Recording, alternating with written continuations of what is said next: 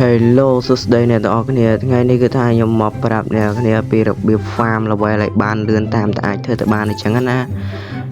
farm ល្បែហ្នឹងវាលឿនវាមានច្រើនដំណាក់កាលដែរទី1គឺ fruit យើងត្រូវការរក fruit ណាដែលអាចវាយដៃកាតគ្នាយើងបើ fruit អត់វាយដៃកាតទេអ្នកគ្នាមិនបាច់យកទេអ្នកគ្នាថាយកទុកសិនទៅខ្ញុំមិនចង់ឲ្យអ្នកគ្នាអត់ចង់ឲ្យអ្នកគ្នាអត់មែនអត់ចង់ឲ្យអ្នកគ្នាអត់ប្រើទេឥឡូវខ្ញុំមកចាប់ fruit សិនអ្នកគ្នាថាខ្ញុំមកចាប់ fruit សិនចង់ដឹងថាបានគេចេះអូមហាស័ក្តិសិទ្ធិបានរបស់ល្អភ្លាមអូខេទៅហើយនេះយើងបានអីគេចេះអីគេអូអ្នកគ្នាឲ្យបាន fruit និយាយរួមខ្ញុំចាប់តែបាន fruit ល្អខ្ញុំនិយាយមែនឥឡូវខ្ញុំវត្តចោលទេគ្នាយើងដូចខ្ញុំនិយាយចឹងគ្នាយើងបើយើងចង់ farm ល្បែលឿនទី1គឺ fruit ហ្នឹងគ្នាយើងត្រូវការមាន fruit ណាដែលអាចវាយដៃកើត fruit ដែលអាចវាយដៃកើតហ្នឹងគឺថាយើងនៅសមុទ្រទី1អីចឹងហើយវិធីទី2គឺថាយើងមកស្ទូចត្រីអ្នកគ្នាលេងរកប្លុកច្បាស់ជាដឹងថាស្ទូចត្រីវាបានល្បែលឿនយ៉ាងណាហ្នឹងហើយឥឡូវខ្ញុំសាក់ស្ទូចឲ្យគ្នាវិញមើលទៅយើងស្ទូចបាន12បេត្រីហ្នឹងល្បែឡើងមួយ2បេត្រីល្បែឡើងមួយខ្ញុំនិយាយចឹងតែខ្ញុំខ្ជិលស្ទូចមែនខ្ញុំខ្ជិលស្ទូចថាមែនតើបាទហ្នឹងហើយដូចខ្ញុំនិយាយចឹងបើអ្នកគ្នាអត់ចង់ farm អ្នកគ្នាត្រូវការមានគ្នាត្រូវជួយ farm មានគ្នាហ្នឹងតើគ្នាបើយើងនឹងមាន level ខ្ពស់គ្នារបស់យើងមាន level ខ្ពស់ចឹងទៅថាវាងាយស្រួលខ្លាំងមែនតែក្នុងការ farm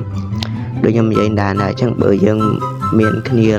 level យើងធំអញ្ចឹងយើងមាន2នាក់ចុះគ្នាយើងឲ្យគ្នាយើងជួយ farm អីសល់ជាបន្តិចហើយចាំយើងបដាច់ចឹងទៅនឹងឡើង level លឿនហ្នឹងហើយដូចខ្ញុំនិយាយចឹងគឺថាទី1យើងនៅសមុទ្រទី1យើងមកចាំហោះទៅដល់រក fruit ល្អទេគ្នាយើងមានត្រឹមខៃយនុអីហ្នឹងប្រើបានឯគ្នាយើងប្រើបានឯ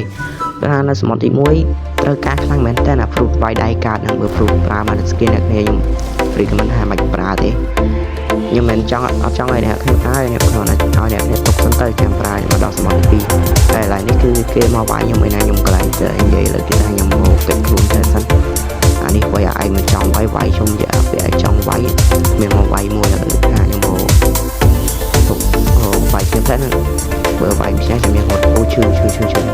ញុំហត់សិនគ្នាអត់ដែរឥឡូវខ្ញុំថាខ្ញុំហត់សិននេះមិនថាខ្ញុំអត់កង្វល់តែនិយាយណាគ្នាអត់បានមើលហ្នឹងដូចឥឡូវនិយាយថាខ្ញុំហត់ខ្លួនសិនឥឡូវដូចខ្ញុំនិយាយចឹងថាទី1យើងត្រូវមាន fruit ល្អលេងទី2យើងស្ទូចត្រីទី3យើងមានគ្នាជួយ farm ហ្នឹងហើយដូចខ្ញុំនិយាយដែរចឹងថាយើងមានគ្នាជួយ farm ហ្នឹងហើយអ្នកគ្នាចឹងថាខ្ញុំវីដេអូខ្ញុំមានតែប៉ុណ្្នឹងទេបាយចាំជួបគ្នានៅវីដេអូក្រោយ